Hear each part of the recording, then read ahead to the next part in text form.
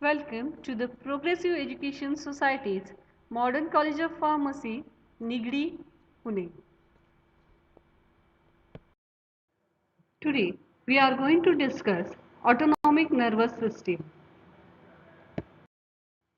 Nervous system comprises of central nervous system consisting brain and spinal cord, and second peripheral nervous system which is located outside the brain and spinal cord. Autonomic nervous system is the somatic nervous system. The peripheral nervous system stimuli from the CNS and initiate response to the stimuli after it's interpreted by the brain. Autonomic nervous system acts on smooth muscle and glands. It controls and regulates function of a heart and respiratory system, also involved in a function of GI tract, bladder, eyes and various glands. In autonomic nervous system has two sets of neurons. First, afferent, that is sensory neuron, which sends the impulse to the CNS for interpretation. And second is efferent neurons, which receive impulse or information from the brain and transmit from the spinal cord to the effector organ cell. There are two branches of autonomic nervous system, sympathetic and parasympathetic nervous system. These are some of the sympathetic and parasympathetic response on various body tissue and organ. Like on eye, sympathetic response causes dilatation of a pupil while parasympathetic response causes constriction of pupil. On lung, sympathetic response causes the dilatation of bronchioles while in parasympathetic response it causes constriction of a bronchioles and increases the bronchial secretion. On heart, sympathetic response increases the heart rate while parasympathetic response causes decrease in heart rate. On a blood vessel, sympathetic response causes constriction of a blood vessels while parasympathetic response causes dilatation of blood vessels. On GI tract, sympathetic response causes relaxation of smooth muscle of GI tract while in a parasympathetic responses it causes peristalsis. On bladder, sympathetic response causes relaxation of a bladder muscle while in a parasympathetic response it causes the constriction of a bladder. On uterus, sympathetic response causes relaxation of uterine muscles while parasympathetic response do not have any response on uterus. On salivary gland, sympathetic response do not have any response while parasympathetic response increases the salivary secretions. Moving towards sympathetic nervous system, in sympathetic nervous system, the major neurotransmitter involved is norepinephrine, that is also known as noradrenaline. It classifies as drug that mimics the action, for example, adrenergic drug, sympathomimetics or adrenomymetic. Drug that mimic the action of a sympathetic nervous system, they are known as adrenergic agonist. This drug initiate the response. And next is the drug that block the sympathetic nervous system, classified as adrenergic blocker, sympatholytic or adrenolytic. It comes under adrenergic antagonist, which prevents the response, sympathetic response. We will study the adrenergic receptor. There are four types of adrenergic receptor organ cell: alpha 1 and alpha 2 and beta 1 and beta 2. When there is an activation of alpha 1 receptor of a sympathetic nervous system, it causes vasoconstriction of a blood vessel, which in terms increases the blood return to heart. Therefore, cardiac output increases, which in turn increases the blood pressure. Action on alpha 2 receptor, as alpha 2 is autoinhibitory in nature, it inhibits release of norepinephrine and decreases the vasoconstriction caused by the norepinephrine, therefore leads to decrease in blood pressure. Beta 1 receptor are specially present in a heart, and when adrenergic system act on a beta 1 receptor, it causes increase in heart rate and force of contraction of heart. Acting on a beta 2 receptor, it causes relaxation of smooth muscle in bronchi, uterus and peripheral blood vessels. On acting on a dopaminergic receptor, it causes dilatation of a vessels, increase in blood flow. This effect is only due to dopamine, which activates this receptor. As noradrenaline is an important neurotransmitter involved in sympathetic nervous system, we are going to see noradrenaline synthesis. Noradrenergic neuron in the periphery are postganglionic sympathetic neuron. Their cell bodies lie in sympathetic ganglia. Noradrenaline is synthesized from the amino acid tyrosine. On the tyrosine, there is the action of tyrosine hydroxylase, which in turn convert the tyrosine to DOPA. On this DOPA, there is the action of enzyme DOPA decarboxylase, which turns DOPA to dopamine, which is one of the neurotransmitter of a sympathetic nervous system. On this dopamine, there is action of dopamine beta hydroxylase, and dopamine get converted to the noradrenaline, and this noradrenaline is stored into the synaptic vesicle at a nerve terminal and released from the sympathetic neuron. When it released from a sympathetic neuron, there is an action of enzyme phenylethylamine N-methyl transferase, and this noradrenaline get converted to the adrenaline. Caused by depolarization of the nerve terminal membrane, causes calcium channel opening, resulting in influx of a calcium ion, which promote fusion and discharge of vesicles. The presynaptic alpha-2 receptor inhibit adenylate cyclase, thereby reducing the cyclic AMP. Cyclic AMP acts to promote calcium influx in response to membrane depolarization, and hence promotes the release of noradrenaline and ATP. As you could see, the first step is generation of a action potential. The action potential arrives at varicosity. The second stage is depolarization opens the voltage-gated calcium channels. Calcium entry triggers the exocytosis of synaptic vesicle. Noradrenaline binds to adrenergic receptor on a target. Then the activity ceases when noradrenaline diffuses away from the synapse.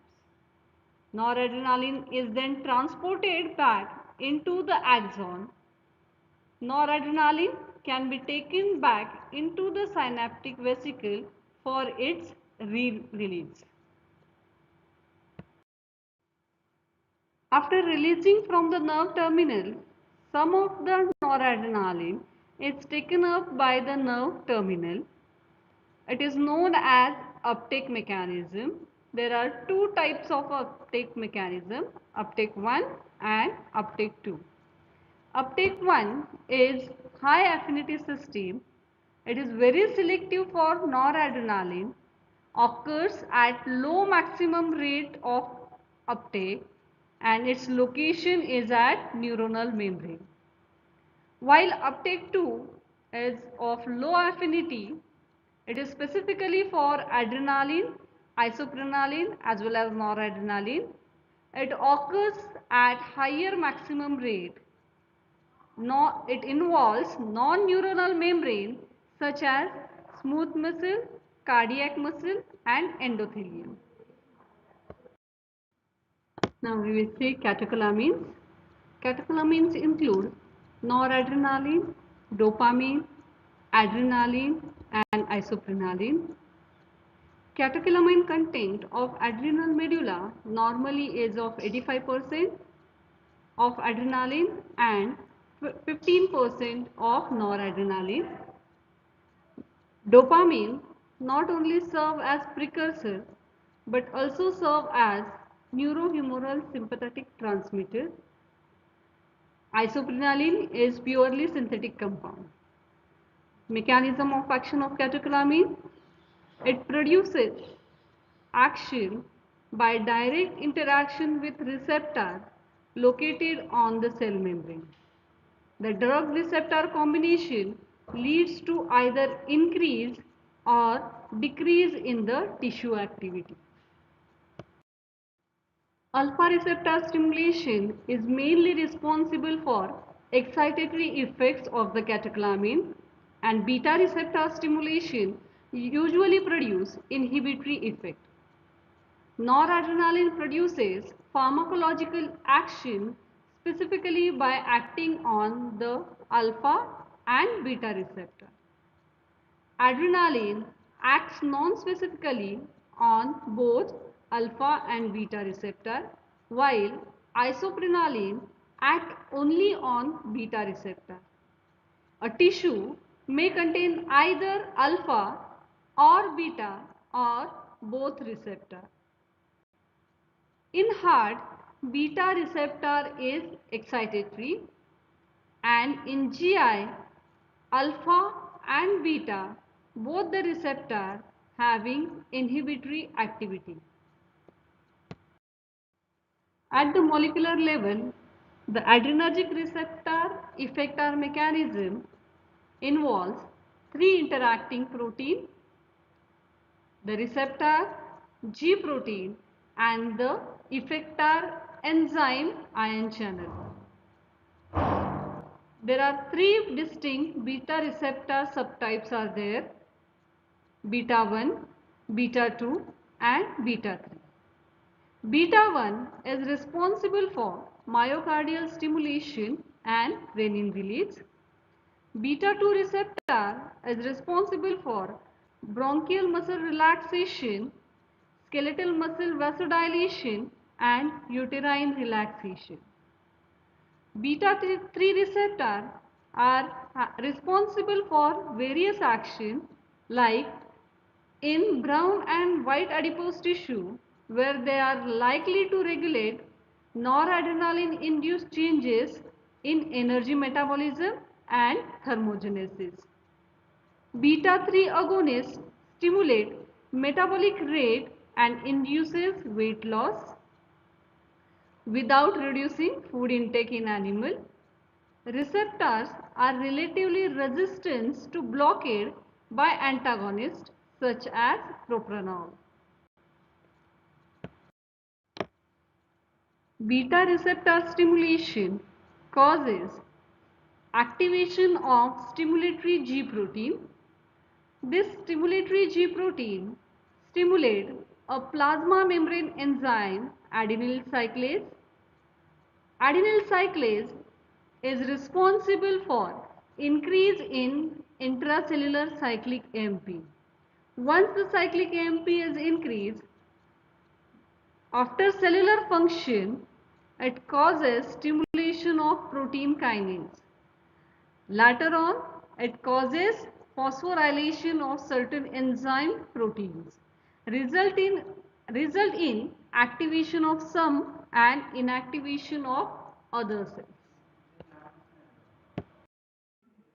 Phosphodiesterase is the enzyme which promotes breakdown of cyclic AMP.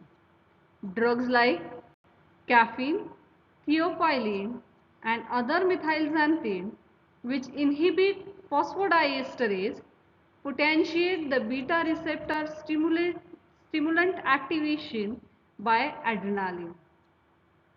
Presynaptic beta receptor facilitate the release of noradrenaline at the adrenergic nerve terminal.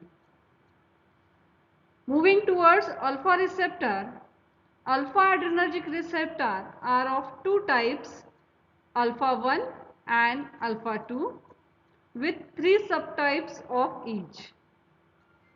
Activation of postsynaptic alpha 1 receptor, which are excitatory in nature, increases the intracellular calcium level.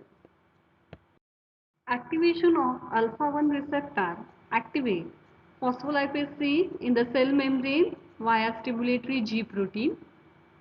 This phospholipase C hydrolyzes the membrane-bound phosphoinositide, causing generation of second messenger diacylglycerol and inositol triphosphate.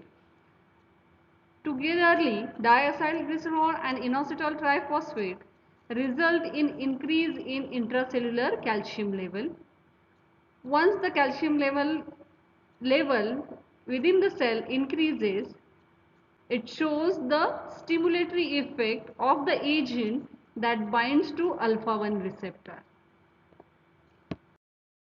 Activation of presynaptic alpha-2 receptor by agent acting through inhibitory G protein inhibit production of adenyl cyclase and hence reduces the intracellular concentration of cyclic AMP. These receptors activate G protein gated potassium channels. Alpha 2 receptor agonist produces inhibitory effect. Thus, alpha 2 receptor activation in the adrenergic nerve causes inhibition of noradrenaline release. Activation of vascular alpha 2 receptor causes release of endothelial derived relaxing factor, that is ADRF and nitric oxide, which brings about vasodilation, and activation of alpha 2 receptor in vein causes vasoconstriction. These are some of the sympathetic responses produced by activation of alpha 1 and alpha 2 receptor, as well as beta 1, beta 2 and beta 3 receptors. Pharmacological actions of adrenaline and noradrenaline. First of all, we will see the effect of adrenaline and noradrenaline on cardiovascular system. Adrenaline stimulates beta 1 receptor and increases heart rate, force of contraction and conduction velocity. This is due to increase in the metabolism of myocardium and decrease in oxygen consumption. Increase cardiac output by stimulating vasoconstriction, thus increasing the venous return. Adrenaline and noradrenaline increases force of atrial contraction, which increases the ventricular diastolic volume. It causes very high cardiac rate and can present proper diastolic filling and may produce fall in a cardiac output. That means after certain increase in a cardiac rate, there is an improper filling of ventricles, which leads to decrease in a cardiac output. Adrenaline enhances conduction across AV node and may produce ventricular arrhythmia. Noradrenaline, however, usually does not increase heart rate in an intact animal but tend to produce bradycardia due to compensatory vascular reflex activity. Effect of adrenaline and noradrenaline on blood vessel and blood pressure. Noradrenaline and adrenaline constrict the blood vessels of skin and mucous membrane. Adrenaline dilates blood vessel of skeletal muscle and account of preponderance of beta 2 receptor and decreases total peripheral resistance. Adrenaline increases systolic blood pressure. It is due to cardiac activation. It lowers diastolic pressure by its peripheral activation. Hence, not suitable for routine use in hypovolemic shock. As the rise in the systolic blood pressure with adrenaline is only of moderate magnitude, compensatory reflexes do not antagonize the cardiac action.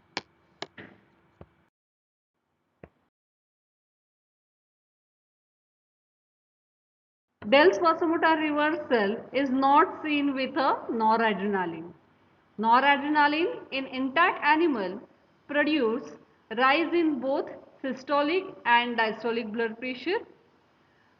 Pulse pressure usually remain unaltered and there is a mean blood pressure increase. Compared to adrenaline, its beta 2 receptor action is very little.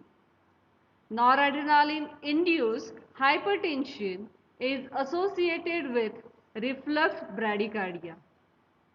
Noradrenaline and adrenaline produces reduction in renal blood flow in a doses that have no significant effect on blood pressure. Urine output and urinary excretion of sodium, potassium and chloride decreases.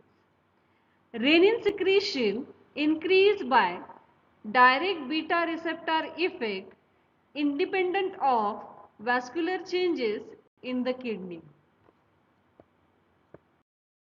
Alpha 2 receptors are responsible for inhibition of renin release from the kidney.